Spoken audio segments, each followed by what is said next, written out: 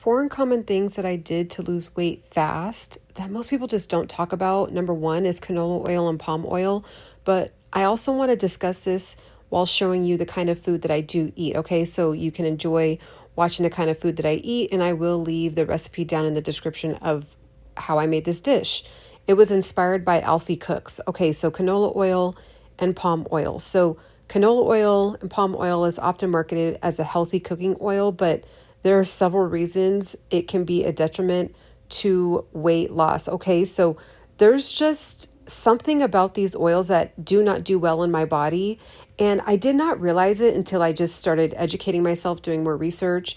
And I kept seeing consistent reviews about what palm oils and canola oils really do to the body. So I was like, okay, let me go ahead and start to really pay attention to the back of different boxes when I'm at the store and just see if canola oil or palm oil is in these things. And you guys, palm oil specifically was in so many things, even the sunflower seeds that I love. So it has really made me step up my game when it comes to even buying quote unquote healthy things like nuts and legumes and making sure that they don't also have bad oils in it, right? Like bad seed oils. So that is one thing I cut out, and I rapidly saw a difference in my gut health and not feeling like that inflamed, bloated feeling. And I think that's why I lost weight fast, because once I started to really pay attention to not having that in my diet, it was like my body was able to have time to heal. So in place of that, I do olive oil, which you'll see a lot of olive oil in this particular video. Okay, so also, one of the reasons why like these palm oils and canola oils are bad, so they're really high in omega fatty acids. So canola oil contains a high ratio of omega-6 to omega-3 fatty acids. So an excess of omega-6s can promote inflammation in the body, which is linked to various health issues, including obesity. Okay, so I'm no medical professional. I'm not a certified nutritionist, but these are just things that I've tried. So just make sure to, keep that in mind as you're listening to this video. Another thing that I did was I cut out salad dressings. Okay, I completely cut out the store-bought salad dressings. Now, I do have those things once, maybe twice a year, like if I'm at an event or something, and, I haven't had it in a long time. But you guys, a lot of those processed just like has a bunch of different chemistry terms in it on the back of the bottle. And it's like, there should not be all these chemistry terms in a dressing for me to put on my salad. So there is, thank God for the internet. Thank God for YouTube, because there is so many free, amazingly tasty dressing ideas. And again, I'm not saying you can't ever trust it or buy it from a grocery store, but based on my experience, it's pretty difficult to find one that's actually legit. So I know that there is some at Sprouts, there is some at Trader Joe's and Whole Foods, but really just take your time and pay attention to the back of the bottle. If it doesn't have like 3 to 5 ingredients in it, like olive oil, sea salt, lemon, maybe 2 other items, like it's probably not going to be the best for you. So me cutting out dressings, I was shocked. I was shocked with how much it helped lessen the amount of sugar intake that was going into my body. It lessened the just kind of like that inflammation. You just don't really know where it's coming from, but sometimes it's hidden in these salad dressings. So that is one thing I feel like we don't talk about enough. Like we'll say, okay, we'll eat healthy, eat a nice raw salad, and then people will put these store-bought dressings over it, and the dressings will be 150 calories per serving, but then you're doing 3, 4, 5 servings of the dressing and end up making your salad really just too many calories in one sitting without even realizing it, because it tastes so good, right?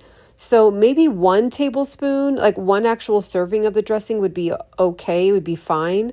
But if you're really trying to take yourself to the next level, just when I tell you, it's like I can't even really eat the store-bought ones anymore. Like I can actually tell when it's the store-bought ones as opposed to just making your own. So you can make, olive oil, sea salt, some black pepper, some chives in there. You can do some garlic powder, some onion powder. You can do some cilantro lime in there. and even mix it up with some avocado like in a blender, and you have this amazing avocado dressing. I mean, there's just so many out there.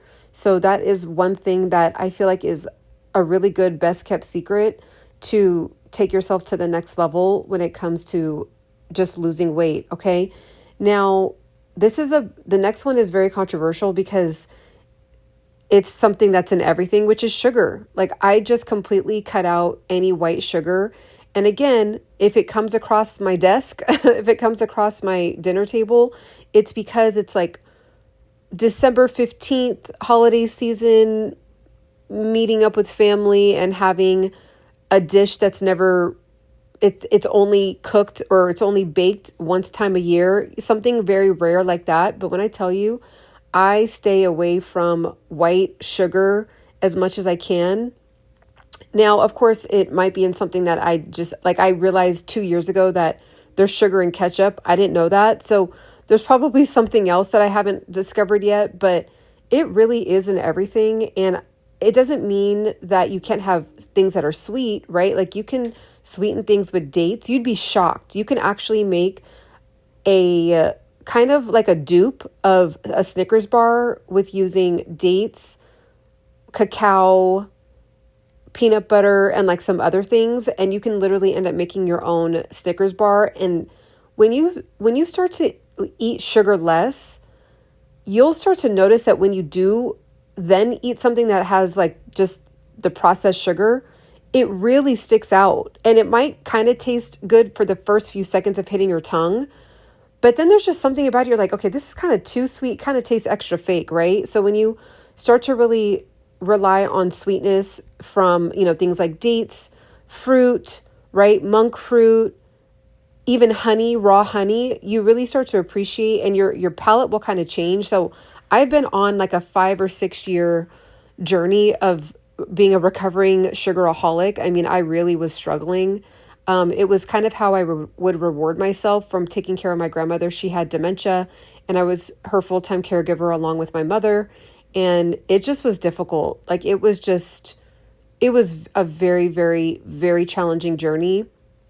And I would reward myself by binging with sweets, like donuts, cookies. I'd be like, ooh, this was a tough week. I'm going to have all the donuts. I'm going to go to Krispy Kreme. And I would just overindulge.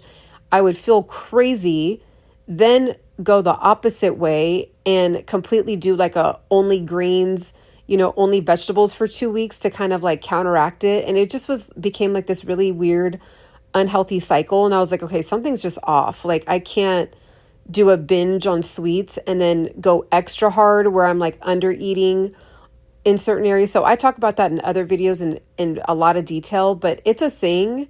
And I noticed that I essentially was using sugar to cope with high stress. So you can fall into that. So just stay away from sugar.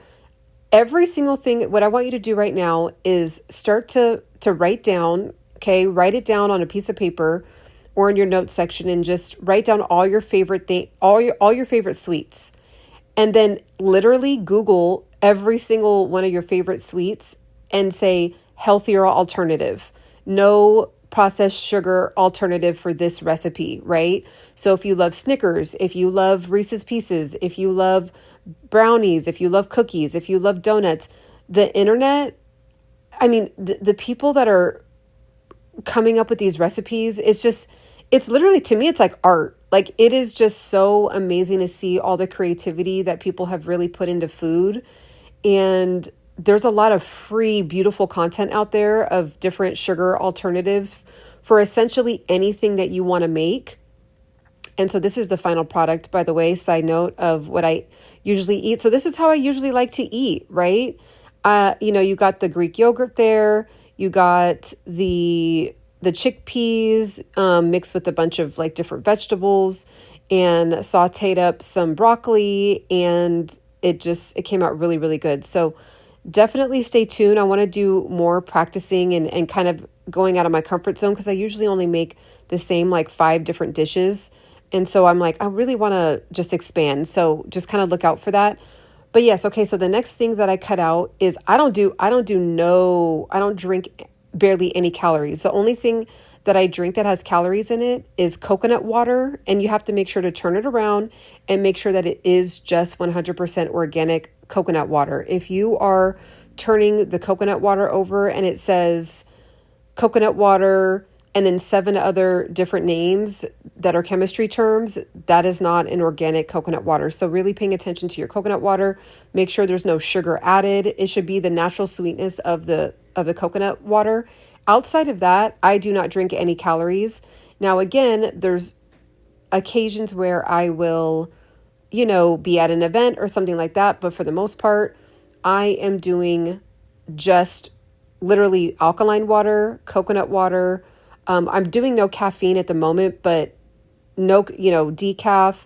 And then I'll do like herbal teas. Okay. So that is another really great way. Like you will massively start to see yourself lose weight quickly if you just cut out, even if you ate exactly the same, but you just cut out all soda, all juices, store-bought juices, all of these like fizzy, like energy drinks, like stuff like that. If you just cut that out for 30 days and ate everything else the same. So even if you eat McDonald's, Taco Bell, all these other things, you'll actually see a difference because again, you're loading yourself up with a bunch of sugar. So it's really wild. And what I did was I ended up figuring out a way to be able to live a balanced life, enjoy all the foods that I love, but still be able to maintain 30 pounds that I never gained back.